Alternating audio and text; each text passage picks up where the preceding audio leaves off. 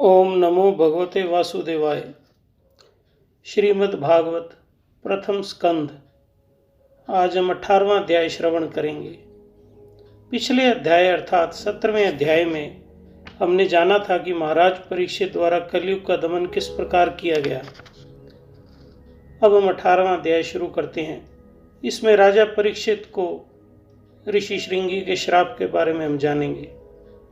सूत जी कहते हैं, अद्भुत कर्मा भगवान श्री कृष्ण की कृपा से राजा परीक्षित अपनी माता की कोख में अश्वत्थामा के ब्रह्मास्त्र से जल जाने पर भी नहीं मरे। जिस समय ब्राह्मण के शाप से उन्हें डसने के लिए तक्षक आया, उस समय वे प्राण नाशक के महान भय से भी भयभीत नहीं हुए, क्योंकि उन्होंने अपना चित्त भगवान श्री कृष्ण के चरणों में समर्पित कर रखा था। उन्होंने सबकी आसक्ति छोड़ दी थी। गंगा तट पर जाकर श्री सुखदेव जी से उपदेश ग्रहण किया और इस प्रकार भगवान के स्वरूप को जानकर अपने शरीर को त्याग दिया। जो लोग भगवान श्री कृष्ण की लीला कथा कहते रहते हैं, उस कथामृत का पान करते रहते हैं और इन दोनों ही साधनों के द्वारा उनके चरण कमलों का स्मरण करते रहते हैं, उन्हें अंतकाल में भी मोह नहीं होता। जब तक पृथ्वी पर अभिमन्यु नंदन महाराज परीक्षित सम्राट रहे, तब तक चारों ओर व्याप्त हो जाने पर भी कलयुग का कुछ प्रभाव नहीं था। वैसे तो जिस क्षण श्री कृष्ण ने पृथ्वी का परित्याग किया था, उसी समय पृथ्वी में अधर्म का मूल कारण कलयुग आ गया था। भ्रमर के समान सारग्राही सम्राट परीक्षित कलयुग से कोई द्वेष नहीं रखते थे, क्योंकि इसमें यह एक बहुत बड़ा गुण है कि पुण्य कर्म तो संकल्प मात्र से ही फलीभूत हो जाते हैं, परंतु पाप कर्म का फल शरीर से करने पर ही मिलता है। भक्तजनों, बड़ी महत्वपूर्ण बात है कि कलयुग में पुण्य कर्म का केवल संकल्प मात्र करने से ही वह फलीभूत हो जाता है, किंतु पाप कर्म जब तक शरीर से नहीं करेंगे तब तक उसका फल नहीं मिलेगा। अब आगे, यह भेड़िए के समान बालकों के प्रति शूरवीर और धीरवीर पुरुषों के लिए बड़ा भीरू है। यह प्रमादी मनुष्यों को अपने वश में करने के लिए सदा ही सावधान रहता है।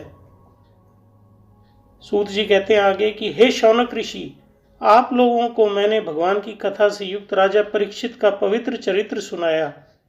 आप लोगों ने यही पूछा था, भगवान श्री कृष्ण कीर्तन करने योग्य बहुत सी लीलाएं करते हैं, इसलिए उनके गुण और लीलाओं से संबंध रखने वाली जितनी भी कथाएं हैं, कल्याणकामी पुरुष को उन सबका सेवन करना चाहिए। अब ऋषियों ने कहा, हे सौम्य स्वभाव सूत जी, आप युग युग जिए, क्योंकि मृत्यु के प्रवाह में पड़े हुए हम लोगों को आप भगवान श्री कृष्ण की अमृतमय उज्ज्वल कीर्ति का श्रवण कराते हैं। यज्ञ करते करते इसके धुएं से हम लोगों का शरीर धूमिल हो गया है, फिर भी इस कर्म का कोई विश्वास नहीं है। इधर आप तो वर्तमान में ही भगवान श्री कृष्ण के चरण कमलों का मादक और मधु पिलाकर हमें तृप्त कर रहे हैं। भगवत प्रेमी भक्तों के लव मात्र के सत्संग से स्वर्ग एवं मोक्ष की तुलना नहीं की जा सकती, फिर मनुष्यों के तुच्छ भोगों की तो बात ही क्या है। ऐसा कौन सा रस मर्मज्ञ होगा जो महापुरुषों के एकमात्र जीवन सर्वस्व श्री कृष्ण की लीला कथाओं से तृप्त हो जाए। समस्त प्राकृत गुणों से अतीत भगवान के अचिंत्य अनंत कल्याण में गुण गणों का पार तो ब्रह्मा शंकर आदि बड़े बड़े योगेश्वर भी नहीं पा सके। भक्तजनों, यह सारी बातें अनेक ऋषि मिलकर के सूत जी को कह रहे हैं कि आप जो कथा कहते हैं, इससे हमें मोक्ष से भी अधिक आनंद प्राप्त हो रहा है। अब आगे, हे विद्वान, आप भगवान को ही अपने जीवन का ध्रुव तारा मानते हैं, इसलिए आप सत्पुरुषों में एकमात्र आश्रय भगवान के उदार और विशुद्ध चरित्रों का हम श्रद्धालु श्रोताओं के लिए विस्तार से वर्णन कीजिए। ये सभी साधु मिलकर के कह रहे हैं कि हे सूत जी, आप हमें विस्तार से भगवान के अलग अलग चरित्रों का वर्णन कीजिए। अब आगे, भगवान के परम प्रेमी महाबुद्धि परीक्षित ने श्री सुखदेव जी के उपदेश किए हुए जिस ज्ञान से मोक्ष स्वरूप भगवान के चरण कमलों को प्राप्त किया, आप कृपा करके उसी ज्ञान और परीक्षित के परम पवित्र उपाख्यान का वर्णन कीजिए, क्योंकि उसमें कोई बात छिपाकर नहीं कही गई होगी और भगवत प्रेम की अद्भुत योग निष्ठा का निरूपण किया गया होगा। उसमें पद पद पर भगवान श्री कृष्ण की लीलाओं का वर्णन हुआ होगा।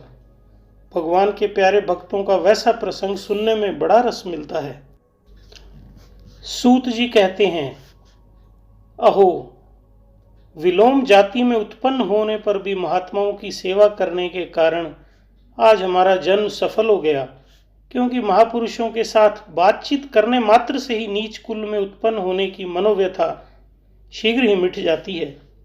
फिर भी उन लोगों की तो बात ही क्या जो सत्पुरुषों के एकमात्र आश्रय भगवान का नाम लेते हैं। भगवान की शक्ति अनंत है, वे स्वयं अनंत हैं। वास्तव में उनके गुणों की अनंतता के कारण ही उन्हें अनंत कहा गया है। भगवान के गुणों की समता भी जब कोई नहीं कर सकता, तब उनसे बढ़कर तो कोई हो ही कैसे सकता है। उनके गुणों की यह विशेषता समझाने के लिए इतना कह देना पर्याप्त है कि लक्ष्मी जी अपने को प्राप्त करने की इच्छा से प्रार्थना करने वाले ब्रह्मा आदि देवताओं के छोड़कर भगवान के न चाहने पर भी उनके चरण कमलों की रज का ही सेवन करती हैं। भक्तजनों, सूत जी बता रहे हैं कि भगवान का नाम लेने की, उनकी महिमा गायन करने की क्या क्या आनंद मिलता है। ब्रह्मा जी ने भगवान के चरणों का प्रक्षालन करने के लिए जो जल समर्पित किया था, वहीं उनके चरण नखों से निकलकर गंगा जी के रूप में प्रवाहित हुआ। यह जल महादेव जी सहित सारे जगत को पवित्र करता है। ऐसी अवस्था में त्रिभुवन में श्री कृष्ण के अतिरिक्त भगवान शब्द का दूसरा और अर्थ हो ही क्या सकता है। जिनके प्रेम को प्राप्त करके धीर पुरुष बिना किसी हिचक के देह आदि को दृढ़ आसक्ति को छोड़ देते हैं और उस अंतिम परम हंस आश्रम को स्वीकार करते हैं, जिसमें किसी को कष्ट ना पहुंचाना और सब ओर से उपशांत हो जाना ही स्वधर्म होता है। सूर्य के समान प्रकाशमान हे महात्माओं, आप लोगों ने मुझसे जो कुछ पूछा है वह मैं अपनी समझ के अनुसार सुनाता हूँ। जैसे पक्षी अपनी शक्ति के अनुसार आकाश में उड़ते हैं, वैसे ही विद्वान लोग भी अपनी अपनी बुद्धि के अनुसार ही श्री कृष्ण जी की लीला का वर्णन करते हैं। एक दिन राजा परीक्षित धनुष लेकर वन में, यह बात सूत जी कह रहे हैं। अब वो आगे की बात बता रहे हैं कि किस प्रकार राजा परीक्षित के साथ रिंगी ऋषि का श्राप फलित हुआ था। एक दिन राजा परीक्षित धनुष लेकर वन में शिकार खेलने गए हुए थे। हरिणों के पीछे दौड़ते दौड़ते वे थक गए और उन्हें बड़े जोर की भूख लगी और प्यास लगी।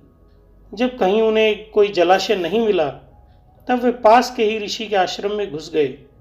उन्होंने देखा कि वहां आंख बंद करके शांत स्वभाव से एक मुनि आसन पर बैठे हुए हैं। इंद्रिय, प्राण, मन और बुद्धि के निरुद्ध हो जाने से वे संसार से ऊपर उठ गए थे। जागृत, स्वप्न, सुषुप्ति तीनों अवस्थाओं से रहित निर्विकार ब्रह्म रूप तुर्य पद में वे स्थित थे। उनका शरीर बिखरी हुई जटाओं से और कृष्ण मृग चर्म से ढका हुआ था। राजा परीक्षित ने ऐसी ही उस अवस्था में उनसे जल मांगा, क्योंकि प्यास से उनका गला सूखा जा रहा था। जब राजा को वहां बैठने के लिए तिनके का आसन भी न मिला, किसी ने भी उन्हें भूमि पर बैठने को भी ना कहा, अर्ध्य और आदर भरी मीठी बातें तो कहां से मिलती। तब उन्होंने अपने को अपमानित सा मानकर क्रोध के वश हो गए। हे शौनक जी, सूत जी आगे बता रहे हैं घटना कि हे शौनक जी, राजा परीक्षित भूख प्यास से छटपटा उठे, इसलिए एकाएक उन्हें ब्राह्मण के प्रति ईर्ष्या और क्रोध हो आया। उनके जीवन में इस प्रकार का यह पहला ही अवसर था। वहां से लौटते समय उन्होंने क्रोधवश धनुष की नोक से एक मरा सांप उठाकर ऋषि के गले में डाल दिया और अपनी राजधानी में चले आए। उनके मन में यह बात आई कि इन्होंने जो अपने नेत्र बंद कर रखे हैं, सो क्या वास्तव में इन्होंने अपनी सारी इंद्रियों को निरोध कर लिया है, अथवा इन राजाओं से हमारा क्या प्रयोजन है। कहीं यह सोचकर उन्होंने झूठ मूठ समाधि का ढोंग तो नहीं रचा। उन शमी मुनि का पुत्र बड़ा तेजस्वी था। वह दूसरे ऋषियों के साथ पास में ही खेल रहा था।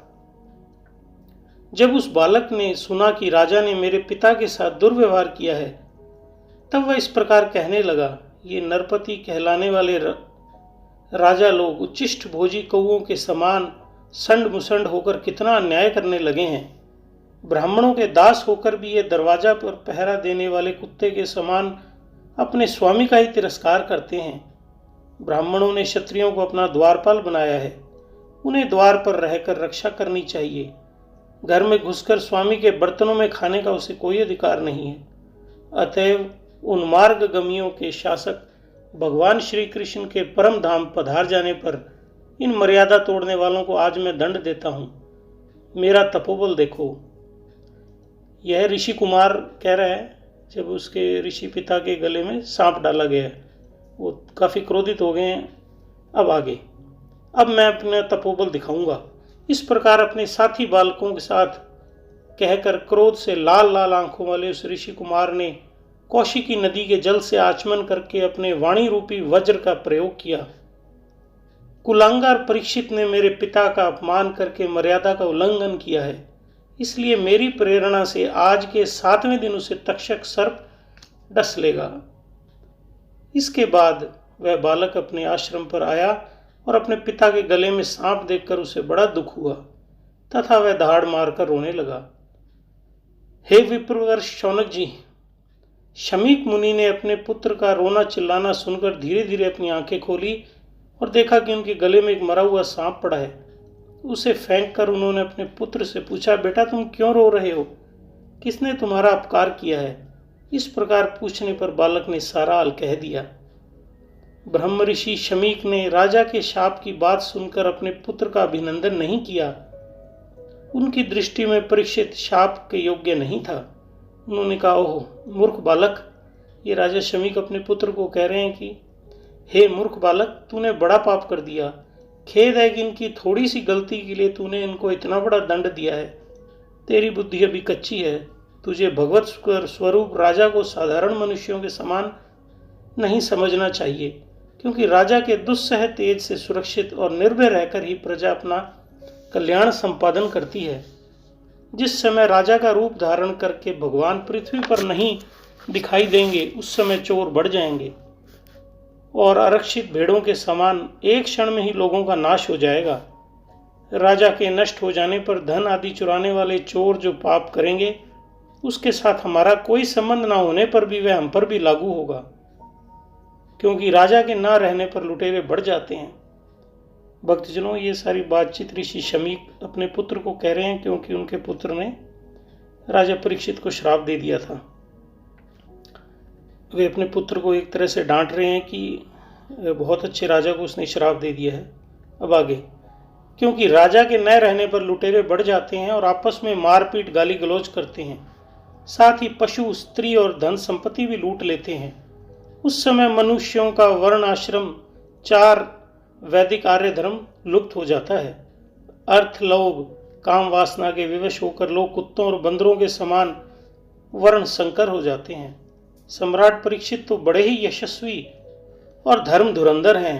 उन्होंने बहुत से अश्वमेध यज्ञ किए हैं और वे भगवान के परम प्यारे भक्त हैं। वे ही राज ऋषि भूख प्यास से व्याकुल होकर हमारे आश्रम पर आए थे। वे शाप के योग्य कदापि नहीं हैं। इस नासमझ बालक ने हमारे निष्पाक और सेवक राजा का अपराध किया है। सर्वात्मा भगवान कृपा करके इसे क्षमा करें। भगवान के भक्तों में भी बदला लेने की शक्ति होती है, परंतु वे दूसरों के द्वारा किए हुए अपमान, धोखेबाजी, गाली गलौज, आक्षेप और मारपीट का कोई बदला नहीं लेते। भक्तों, बड़ी महत्वपूर्ण बात है, दोबारा सुनिए। भगवान के भक्तों में भी बदला लेने की शक्ति होती है, परंतु वे दूसरों के द्वारा किए हुए अपमान, धोखेबाजी, गाली गलौज, आक्षेप और मारपीट का भगवान के भक्त कभी बदला नहीं लेते। अब आगे, महामुनि शमीक को पुत्र के अपराध पर बड़ा पश्चाताप हुआ। राजा परीक्षित ने जो उनका अपमान किया था उस पर तो उन्होंने कोई ध्यान नहीं दिया। महात्माओं का स्वभाव ऐसा ही होता है कि जगत में जब दूसरे लोग उन्हें दुख द्वंद्व में डाल देते हैं, तब भी वे प्राय हर्षित या व्यथित नहीं होते, क्योंकि आत्मा का स्वरूप तो गुणों से सर्वथा परे है। इस प्रकार अध्याय 8वां समाप्त होता है। ओम नमो भगवते वासुदेवाय।